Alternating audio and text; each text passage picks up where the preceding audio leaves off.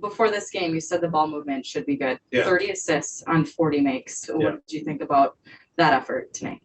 I thought it was great, particularly in the second half. A little sticky at times in the first half. We talked about it at halftime. We did a really good job of just moving ourselves, moving the ball. It's what we need. It's what this team has to play with. We don't have any ISO guys necessarily. And then, everybody feels a part of it, and everyone's kind of confidence goes up. And, being able to play through Greg and his passing was huge as well. Gave us a sense of calm out there. Yeah. Speaking of Greg, you were asked how many minutes you thought he would get tonight. You met him quickly before this game. What did you think about how he was just able to step out there and really help out with this win? Well, he's so experienced. He gives us just a different look. Gives us some legit size, some beef. His rebounding was great. And again, you can just throw it to him and things kind of calm down. I also thought defensively he's got a lot of savvy. Man or zone, like he was really good and just kind of being in the right spots the whole time. Nate Knight gets his first career start, and to give you 20 and 11, and playing both of them together. Right. I mean, for him to be able to adapt to that as well. What did you think of the effort that he gave? I mean, he was phenomenal. I thought, he's fearless. I love how he is rugged, attacks the rim, does a lot of great things for us. He's got the ability to step out and make a three, plays well with the catch. He's really, really a good basketball player, and we've known that for our whole season, is trying to get him in, find opportunities to get him in, and they're presenting themselves now. And defensively, he can guard pretty well. Like, he takes the challenge of guarding whatever matchups in front of him, so you can do different things with him. And then you've kept Jalen with that second unit, and does it just seem like a really good role for him to be able to come in and just give you the offense that you need to kind of keep you going there?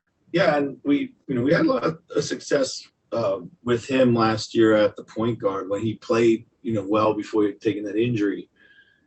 So it was something that I thought with these lineups, we can get back to that as well. And he did a good job. Yeah, I made a mistake in the first half. I probably took too much scoring off the floor at one point, trying to stagger these guys, and then just got caught with a little too much scoring off the floor. And that was never going to be the solution today. So in the second half, I was going to leave it all out there, and Jalen really responded. I think a lot of people, look at games across the league right now and see a lot of replacement players and think, why am I even watching this? But do you see just the urgency that some of these guys play with the opportunities that are presented that they otherwise would not have? Yeah, absolutely. I think these guys are all NBA players, and what's going on in the league right now is probably not fair as a reflection on them and their career and their abilities to be in this league. And there's sometimes just not a lot of separation between a guy who's in your rotation and a guy who's out. And in some situations, guys who are out of rotation are actually, better, more experienced players than the guys that are in, because there's all kinds of reasons why players play and don't play. So right now, you got young guys coming up playing hard, and this is their moment. It's no different. Like, a lot of times at the end of the season when you face these teams that are quote unquote tanking, those guys go and they play hard as they're trying to prove themselves. So. And that's not to say what this is at all, but it's the same kind of effort. Those guys are out there trying to play hard and fight for their place in this league. With Nate, I mean, it looked like he might be done for the game as he hobbles up and goes into the locker room, and then he comes out to start the second half, and he scored like 8 points in 4 minutes. And what was that like? How important was that for him not only to return to action, but to just provide the lift he did? Yeah, I was excited that he was able to come back. I didn't see the injury when it happened, so I didn't really know how serious it may have been.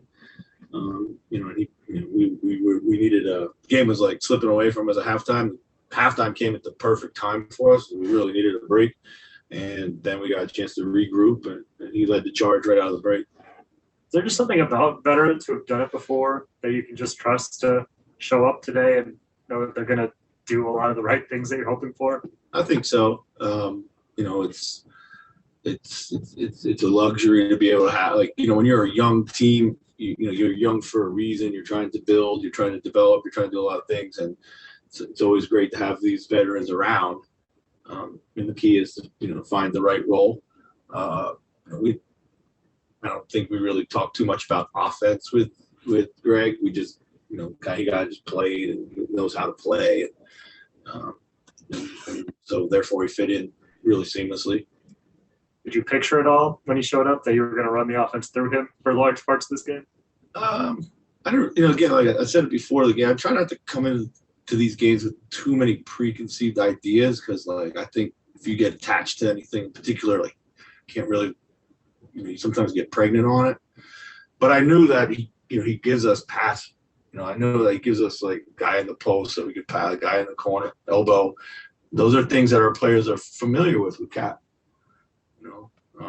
And Greg is probably, certainly coming into our situation looking to facilitate rather than go to work. So, I'm sure any night you win's a fun night. Do you get an extra sense of appreciation, I guess, watching guys like this come out, perform like this as a unit to win a game?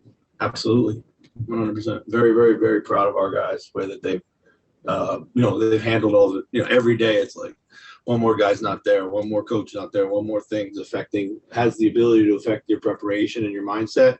And they haven't let that happen at all, and they've come out and played hard.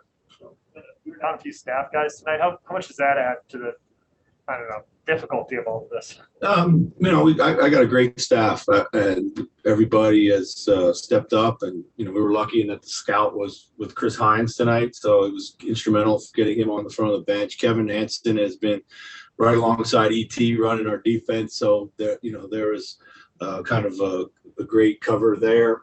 And then we just kept our G League guys around to just kind of fill in the gaps and make sure that our players had everything they needed to be able to go out and play.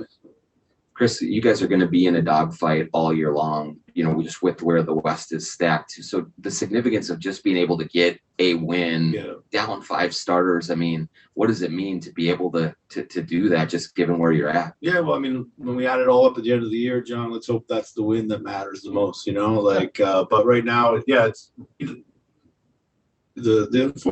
it's all unfortunate, this situation right now. I don't know what the best way to approach it is, but when you're losing like one player a day, it's almost worse because your timeline now is lengthened when you can actually get your team back together. So, we try not to focus on that. We have no idea when we're going to look like our whole selves again. And I guess they've changed the regulations, but who knows what matters. Going forward, we just have to, lace it up again tomorrow and try to get another one, But you're right. Get any win at this point in the season is huge. It's not almost worse. What's that? It's not almost worse. No, it is worse. Yeah, we should have just, taken the measles or the chickenpox approach and thrown everybody in the room at the same time. And, maybe we had games canceled. Yeah. All right, we'll go to the last question on the Zoom. Britt, go ahead. Chris, always talks about your style being players moving without the ball and moving the ball at the same time. It seemed like that lineup you had separation with. You had both Noel and Beasley out there, and both of those guys could cut and then reestablish out on the perimeter. You had Nate Knight in the corner, and then you had Monroe at the at the nail. I'm wondering, is that the kind of set that you're looking for in that kind of movement and that kind of ball movement? It seemed like your type of offense there, even though those guys haven't ever played together before.